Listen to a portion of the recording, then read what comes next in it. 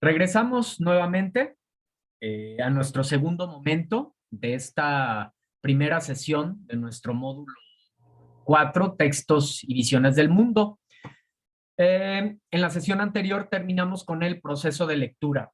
Vamos a ver ahora estos elementos, que algunos de estos ya los revisamos en el esquema anterior.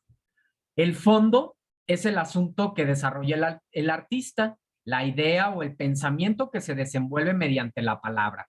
Es de lo que trata el argumento, ¿sí? Eso es el fondo de un texto. También vuelvo a repetir, es lo mismo en cualquier manifestación artística. En una pintura, el fondo es la intención de lo que habla, la esencia, ¿sí? Y así sucesivamente con cualquier manifestación artística, arquitectura, danza, escultura, cine, etcétera. Bueno, en el caso de la literatura de manera concreta, el fondo, pues es el asunto, ¿sí? El tema de lo que se habla. La forma es el revestimiento del fondo, es la estructura o plan eh, estructura o plan mediante el cual el lenguaje se pone de manifiesto, ¿sí? Por ejemplo, las figuras retóricas, ¿sí? Es parte de esa forma. Eh, ya les decía, los prototipos textuales, ¿sí? Que es la narración, la descripción, la argumentación, el diálogo, etcétera. Bien. Tengamos cuidado por ahí con los micros, por favor. Bien, si alguien quiere hacer alguna intervención, con todo gusto. El autor, ya sabemos, el autor es la persona que ha creado la obra literaria. Es quien, por medio de la obra literaria, establece una relación especial con sus destinatarios, ¿sí? Entonces, el autor es el artista, ¿verdad? El creador. El sujeto lírico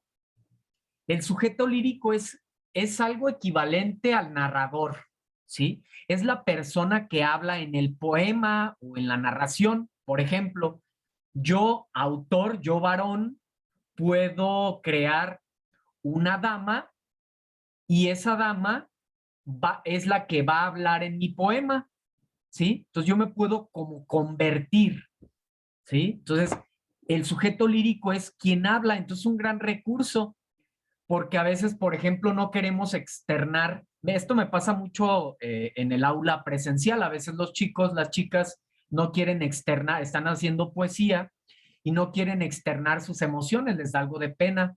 Entonces, crean un sujeto lírico para que, por ejemplo, quien exprese las emociones, si ellas son damas, pues que las exprese un varón, que sea un varón el que habla en el poema. Este, o un niño o un anciano, quien sea. Es un gran recurso el sujeto lírico.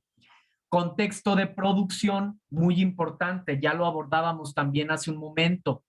Es la realidad cultural que rodea el surgimiento de una obra, ¿sí? ¿Qué sucedía? ¿Cómo se creó esa obra?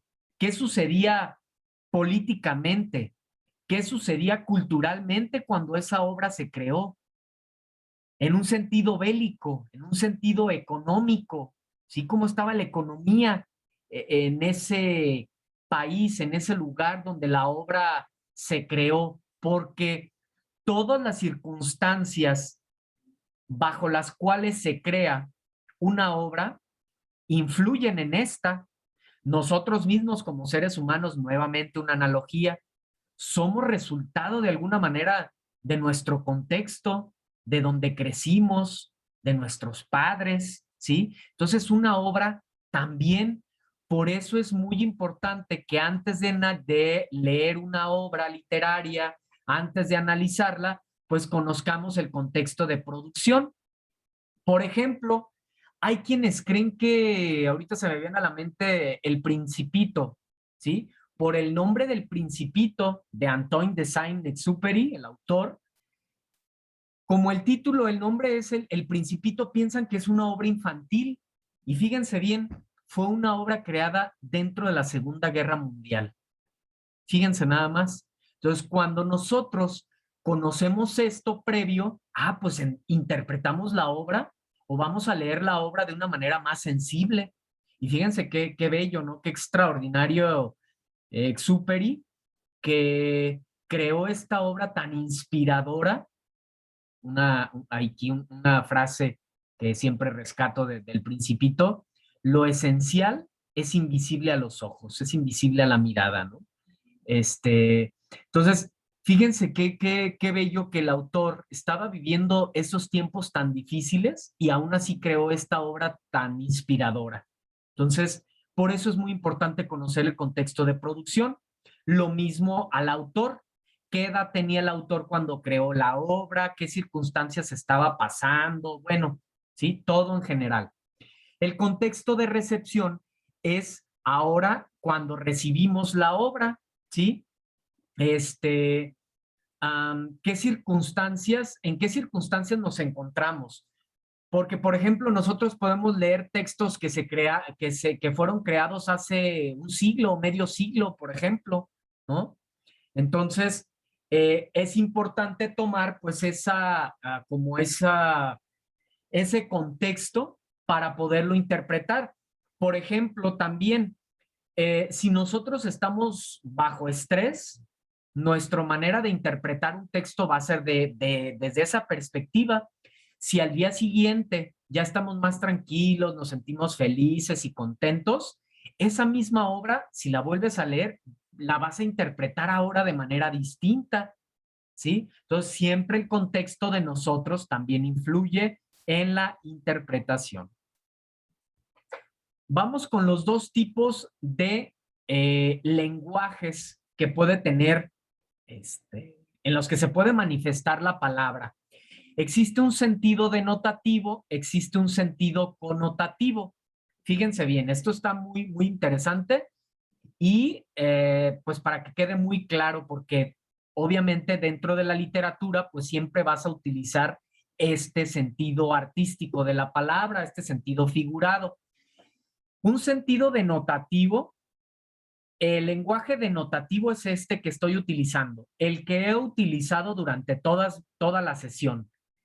Este lenguaje claro, objetivo, preciso, este que estoy utilizando es un sentido denotativo, salvo cuando les compartía algunos versos de Sor Juana y luego de Pablo Neruda. Entonces, por ejemplo, cuando hablamos del corazón, en un sentido denotativo, el corazón es un órgano muscular, ¿sí? De manera objetiva, concreta, ¿sí? Ok. Un sentido connotativo. Se utiliza el lenguaje figurado con el fin de conmover al lector, es subjetivo y se utiliza en obras literarias. Entonces, este es el lenguaje propio de las obras literarias, del arte, de la literatura, el lenguaje connotativo. Por ejemplo, vean qué interesante analogía. Corazón otra vez. El corazón lo relacionamos con el amor, ¿sí? Muy bien. Entonces, sentido denotativo, corazón, órgano muscular; connotativo, corazón, amor. ¿Sale? Muy bien.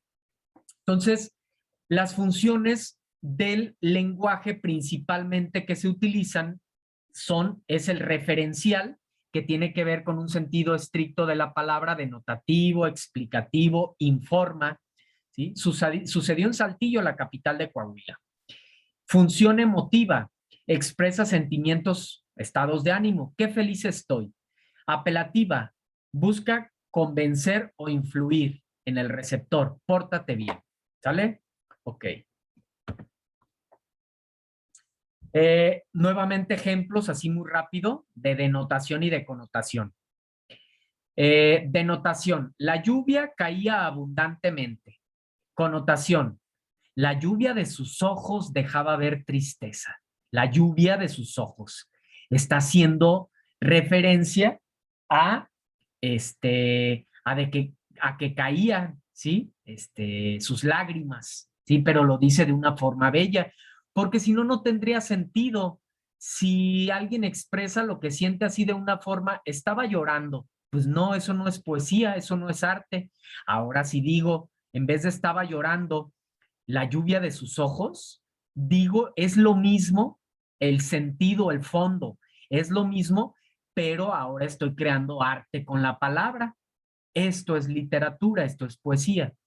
Denotación, paloma, animal que pertenece al grupo de las aves. Connotación, la paloma es el símbolo de la paz.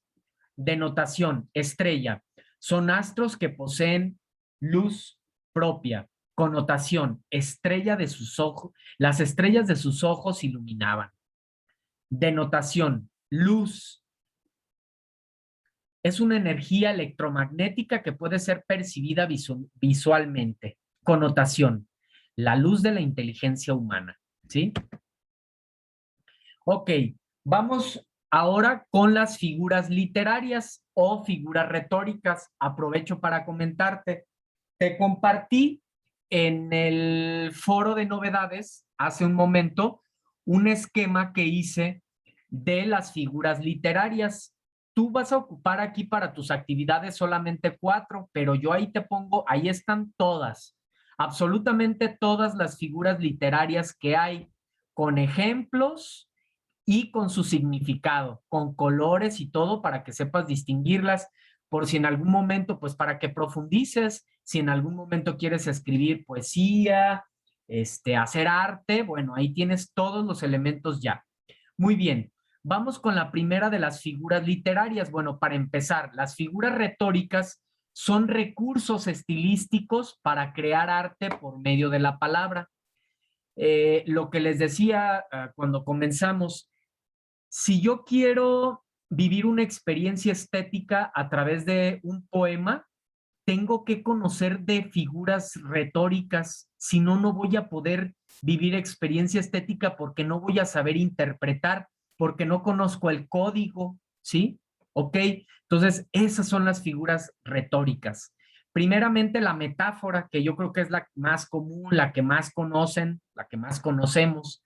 Se aplica el nombre de un objeto a otro con el que se observa alguna analogía o semejanza. Fíjate bien. Sus cabellos son oro. Está haciendo una comparación a que sus cabellos son rubios, ¿verdad? Esta es una metáfora. Sus cabellos son oro. O, ¿cómo sería de manera denotativa? Tiene los cabellos rubios. Ese sería de manera denotativa. De manera connotativa, sus cabellos son oro. Su frente campos elíseos, sus cejas arcos de cielo, sus ojos soles, sus mejillas rosas, sus labios corales, perlas sus dientes, alabastro su cuello, mármol su pecho, marfil sus manos. Don Quijote, del gran Miguel de Cervantes Saavedra, ¿no? Otro ejemplo de figura literaria, el hipérbole, exagera el verdadero concepto de las cosas, aumentándolas o disminuyéndolas. Tanto dolor se agrupa en mi costado que por doler me duele hasta el aliento. Qué exagerado, ¿verdad? Qué exageración. Ese es un hipérbole. Cualquier pregunta, háganmela saber, ¿eh? Con gusto. Un oxímoron es otra figura literaria. Es la combinación en una misma palabra o expresión de dos términos de significado contradictorio.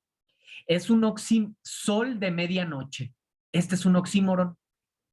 ¿Por qué? Puesto que el sol y la medianoche pues son opuestos. Calma tensa. Este es un oxímoron también. Altibajo, ¿sí? Ejemplos comunes de oxímoron: muerto viviente, agridulce, de todo un poco, ángeles del infierno, pequeño gran hombre, menos es más, ¿sí? Esto es un oxímoron.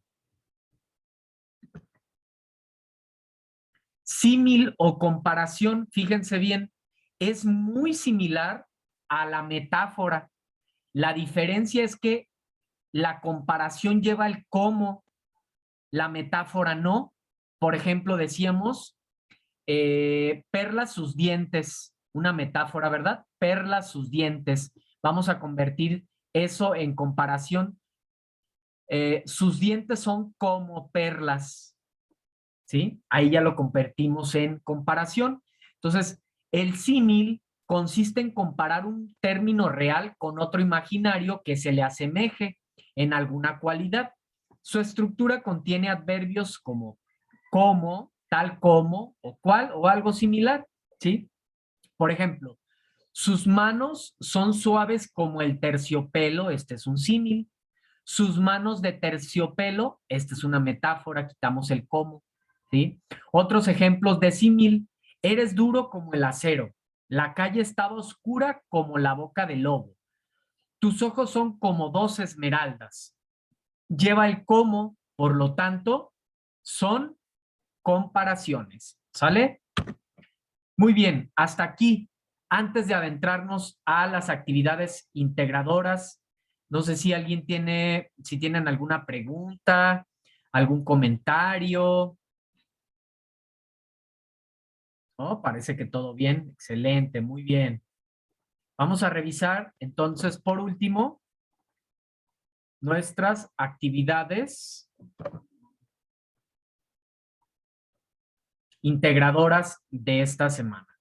Bien, como primera actividad, déjenme ver, estoy abriendo aquí. Aquí está. Muy bien. Les voy a compartir ahora la pantalla acá de Google, sí, de nuestra plataforma, eh, para revisar la actividad, ¿sí? El propósito de esta actividad, vas a contrastar tu forma de ver la vida. Sí les estoy compartiendo aquí la pantalla, ¿verdad? De la plataforma, la actividad. Sí. Excelente, muchas gracias. Bien, aquí está el propósito, contrastar tu forma de ver la vida con la de tres textos literarios. Fíjate qué actividades tan extraordinarias, ¿sí? Nos ayudan en un crecimiento personal mediante el análisis de sus características y particularidades, el género al que pertenecen, género narrativo, género poético, género dramático, el contexto en el que fueron producidos y la intención del autor, ¿sí? Muy bien. Vamos a abrir la actividad para compartírselas. Está cargando, un momento, por favor.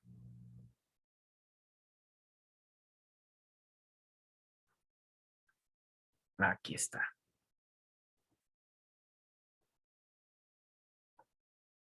Muy bien. Aquí está nuestra primera actividad. Vas a leer, ya sabes cómo tienes que leer, pon en práctica todo lo que hemos aprendido. Al que ingrato me deja, busco amante. Al que amante me sigue, dejo ingrata. Constante adoro a quien mi amor maltrata y maltrato a quien mi amor busca constante. Vean qué bonitos versos de Sor Juana Inés de la Cruz, ¿no? Nos habla de esa dualidad del amor, ¿no? Algo así como cuando queremos no nos quieren y cuando no nos quieren queremos. Qué bella, que les digo, Sor Juana, híjole, una excelsa mujer, una poetisa extraordinaria, un manejo del lenguaje bellísimo. Ahí se van a dar cuenta en este poema, tantas figuras literarias que utiliza Sor Juana Inés de la Cruz. Bueno, El rey burgués de Rubén Darío y La verdad sospechosa de Ruiz de Alarcón. Recuerda que puedes usar diferentes técnicas de lectura, ya las conoces, ¿sí? Y vas a completar este cuadro con base en este análisis, a qué género literario pertenece, cuál es el contexto sociohistórico y cultural de la obra, hay que investigarlo, cuál es el contexto del autor, cómo se encontraba él cuando creó la obra, qué edad tenía, etcétera, qué intención tiene el autor con esta obra, cuál es el argumento, ¿sí? ¿De qué trata? ¿Cuál es el tema? ¿Cuál es la acción? Los diferentes momentos, el tiempo de la obra, el espacio, los personajes, ¿sí? Con base en los elementos se especifica ¿Cómo se relaciona el contexto del autor con su obra? Muy importante esta pregunta, ya lo estuvimos analizando, ¿sí? Les decía que somos el resultado de nuestros contextos, de donde crecimos. Entonces, imagínense una obra, pues también, ¿no? Pero bueno, ya te tocará a ti argumentar. Ojo, aprovecho para mencionar, cuida tu presentación, cuida, revisa la rúbrica para que sepas muy bien qué es lo que se te va a evaluar y cómo. Cuida la acentuación, la ortografía. Ya sabes que tienes esta herramienta aquí mismo para corregir ortografía. Entonces, aquí mismo en Word, ¿sale? Redactar un comentario breve en el que contrastarás las 3 formas de transmitir un mensaje de cada autor con su obra, considerando los elementos que identificaste en el cuadro comparativo. En 1 o 2 párrafos, finalmente, contrasta la forma de ver la vida de los textos literarios con la tuya. Sí, fíjate qué interesante, ¿no? Vas a tener la oportunidad también de reflexionar en torno, eso es lo más importante, me parece, parte de lo más significativo, digamos, que tienen estas actividades, que las llevas directamente a tu vida, a tu contexto, a tus situaciones personales, ¿sí? Para tener una visión más amplia, más completa de de la misma vida, ser más sensibles, ¿ok? Vamos ahora con la siguiente actividad.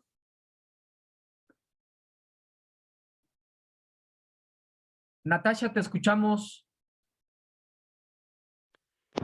Disculpe, profesor. Bueno, a mí no me quedó tan claro a qué se refiere el punto 4 y el punto 5 de esta primera actividad.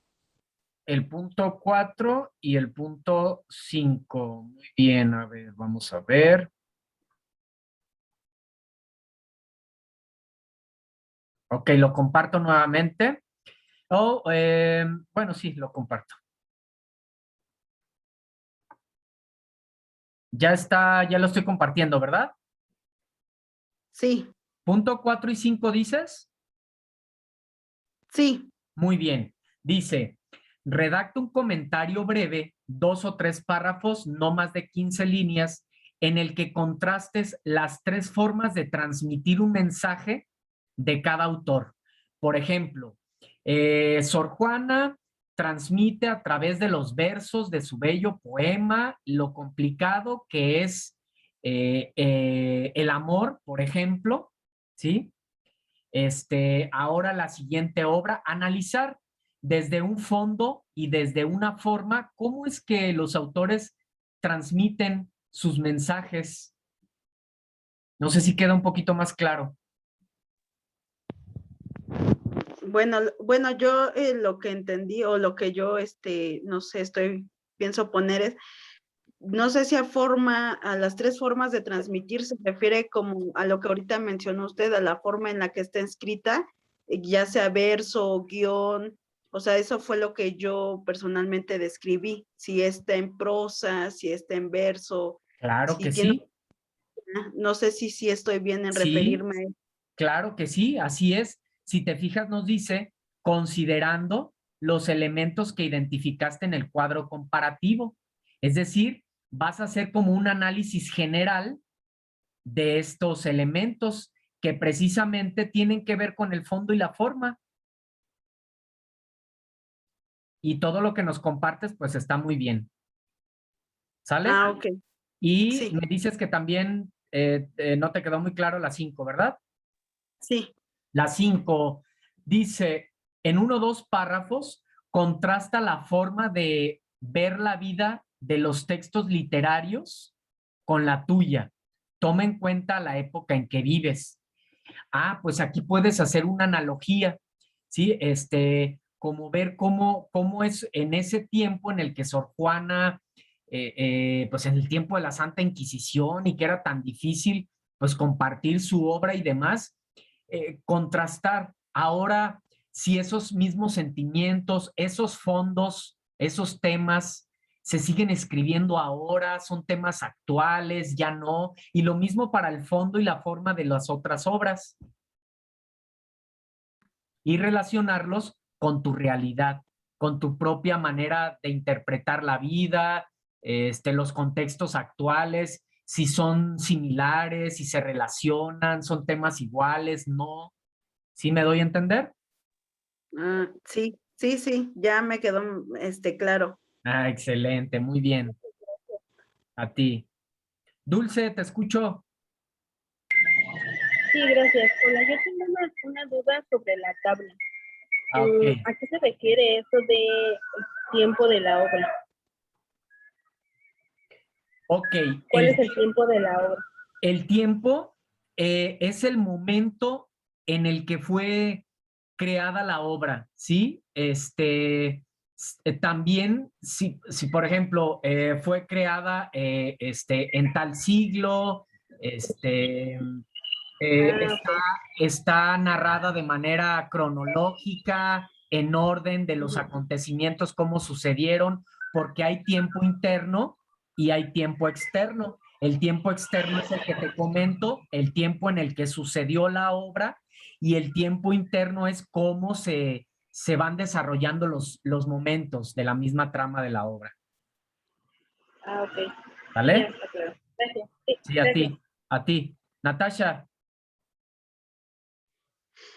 Perdón, nada más para, bueno, ya que tocó ese tema, el tiempo se refiere bueno, según lo que yo entendí, el tiempo se refiere a si es psicológico o cronológico, ¿no? Profesor, y el espacio es donde ponemos en donde se desarrolla la obra, ¿no? O sea, dentro del texto. Sí, Sí, estoy bien. sí, estás bien. De hecho, esto que mencionas es un complemento. Está muy relacionado el tiempo y el espacio, si te fijas. Pero el tiempo, por ejemplo, ahorita el tiempo tal cual es lo que estamos viviendo, el día, el mes, el año. Ese es un tiempo externo. Y un tiempo interno es cómo lleva el orden de los acontecimientos, ¿sí? El espacio ya es distinto. El espacio, por ejemplo, aquí es un espacio virtual. En el caso de las obras, ¿cuál fue el espacio? ¿Dónde se creó la obra? En el caso de la narración, igual, de manera externa y de manera interna. De manera externa, literalmente, ¿dónde se creó la obra? De manera interna, ¿dónde suceden los hechos? Ah, pues en un bosque, en una ciudad, etcétera, etcétera. ¿Sí, Natasha? Sí, sí, en la pregunta del espacio, digo, del tiempo, perdón, ¿tenemos que poner una explicación del por qué creemos que es o simplemente ponemos si se categoriza en psicológico o cronológico? Psicológico y cronológico de manera breve. Puedes Ok, agregar también ahí algo que pueda ayudar a especificar, también se vale, no pasa nada. ok, gracias. Sí, gracias a ti. Muy bien. Vamos ahora sí con la actividad integradora 2. El propósito es: compararás la forma en la que se abordan las preocupaciones individuales, sociales y artísticas, además del lenguaje utilizado en los textos literarios. ¿Sí? Ese es el propósito. Vamos a compartir ahora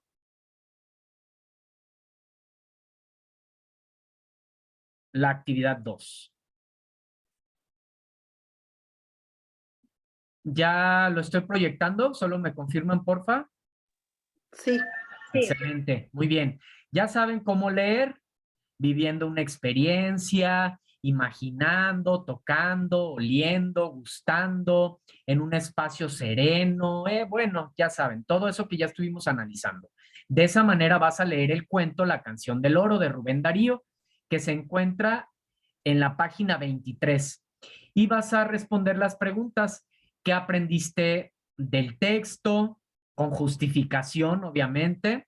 ¿Identificas alguna problemática de la vida real, ya sea social o individual en el texto, pues sí, ¿verdad? Se siguen viendo esas problemáticas, no doy la respuesta tal cual, porque bueno, pues es parte de la labor que hacen ustedes, pero me parece que sí vivimos esas problemáticas actualmente. ¿Qué opinas sobre el lenguaje que utiliza el autor? Ah, pues es un lenguaje estético, utiliza las figuras retóricas, o es un lenguaje literario, o por el contrario, a mí se me hace complicado, no sé, lo que cada quien vaya considerando. ¿Crees que el lenguaje literario es una forma de expresión artística? Pues bueno, creo que lo hemos abordado aquí bastante. Después vas a leer El perro y el cocodrilo de María Samaniego, Félix María de Samaniego.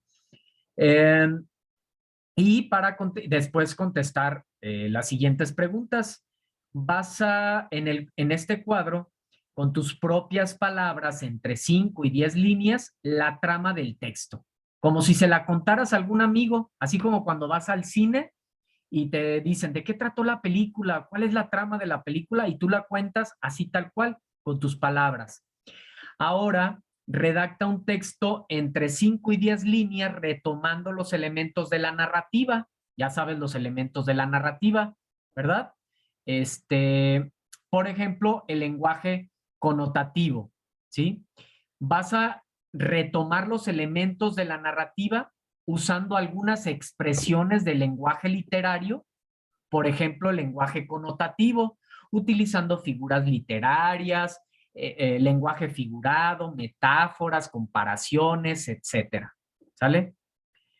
De los textos que redactaste, ¿cuál es el fondo y cuál es la forma? Justifica tu respuesta, ¿sí? ¿Qué tipo de lenguaje te gustó utilizar? ¿El cotidiano o el literario y por qué? ¿Sale? Hasta aquí, ¿alguna pregunta? Regresamos entonces con la presentación. Natasha, ¿te escuchamos? Ay, disculpe tanta pregunta. No, al contrario, te agradezco bastante, Natasha. Qué bueno pues que nos compartes, que nos preguntas. Es muy importante, pues, enriquecer la misma clase. Te escuchamos. En la parte donde dice que realicemos el texto ya en un modo literario, podemos utilizar, por ejemplo, el realizar un poema, o sea, no que sea exclusivamente un texto narrativo como el que nos presentan. Sí nos pide, me dice, eres Natasha, sí, fíjate, regresamos, Natasha. Si te fijas, ¿cuál punto es? Quedamos, es el punto B, ¿verdad? Sí. Sí. Dice, retomando los elementos de la narrativa, Natasha. Entonces, sí necesitamos utilizar los elementos de la narrativa, contar una historia, que haya personajes, tiempo y espacio, ¿sí? O sea, sí necesitamos que sea una narración. Yo en lo personal podría decirte que sí, porque al final estás transmitiendo también aquí de una manera artística, que es la intención, pero recuerda que debemos apegarnos a la rúbrica, entonces eso es lo que nos pide. Sí. ¿Sale? Muy bien. Sí, gracias. Gracias a ti. Entonces, ya revisamos las dos actividades y pues llegamos al final de nuestra presentación. No sé si alguien tenga alguna otra pregunta antes de cerrar nuestra sesión. No, todo está bien, gracias. ¿Qué dicen las demás? ¿Qué les pareció? ¿Todo en orden? ¿Alguna pregunta? Pues todo bien, todo claro. Sí, todo bien. Muy bien, Judith, me da gusto, gracias. Ok, a ver, ¿quién nos ayuda a cerrar entonces con esta frase? ¿Quién nos ayuda a leerla?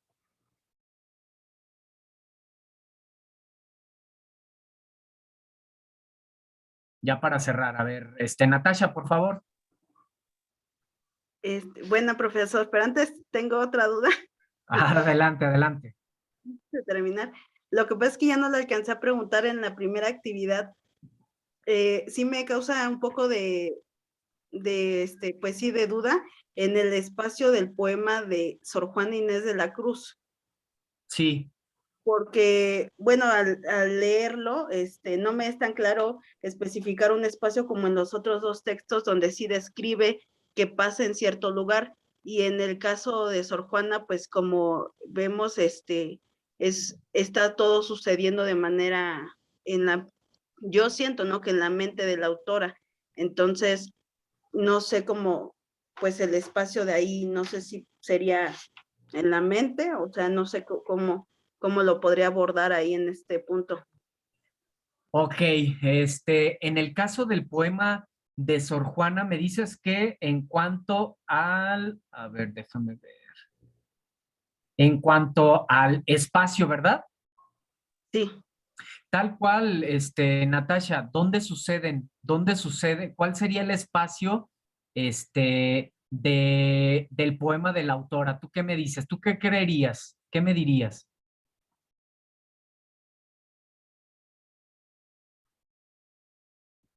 ¿Cuál sería el espacio de Al que ingrato me deja busco amante, de Sor Juana Inés de la Cruz? Pues como bien dices, Natasha, en su interior, ¿verdad? En sus pensamientos, en sus emociones, en sus experiencias.